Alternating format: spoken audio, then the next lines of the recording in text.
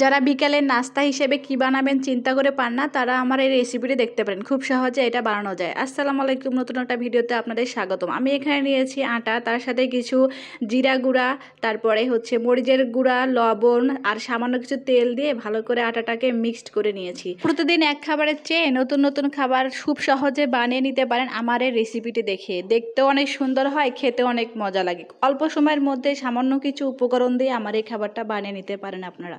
এর জন্য কোনো কষ্ট করতে হবে, খাটনি করতে হবে না। প্রায় ঝটপট 10 মিনিটের মধ্যে আপনি ঝটপট আমার এই রেসিপিটি বানিয়ে ফেলতে পারবেন। দেখতেই পারছেন আমি একটা রুটি বানাই ফেললাম। এখন একটা ছুরির সাহায্যে সুন্দর একটা ফুলের মতো ডিজাইন করে কেটে নিব। তারপরে হাতের সাহায্যে যে আলতো আলতো করে এভাবে বানাই ফেলবো আমার এই ঝটপট সহজে বানিয়ে ফেললাম আমার এই রেসিপিটি। দেখছেন কত সুন্দর লাগতেছে দেখতে। এখন আমি তেল গরম করে কড়াইয়ের ভিতরে এগুলো দিয়ে দিব। যতক্ষণ পর্যন্ত না লাল লাল কালার আসে ততক্ষণ আমি লাল না হওয়া পর্যন্ত ভাজতে থাকবো। লাল হয়ে গেলে তারপর এটা আমি আস্তে করে উঠাই নিব। আপনারা হচ্ছে যারা আমার চ্যানেলে নতুন তারা আমার পেজটাকে ফলো দিয়ে পাশে থাকবেন। আমি নতুন তেমন ভিডিও করতে পারি না বা ভালো করে এডিট করতে পারি না। যদি কোনো ভুল ত্রুটি হয়ে থাকে তাহলে আপনারা সবাই ক্ষমা দৃষ্টিতে দেখবেন।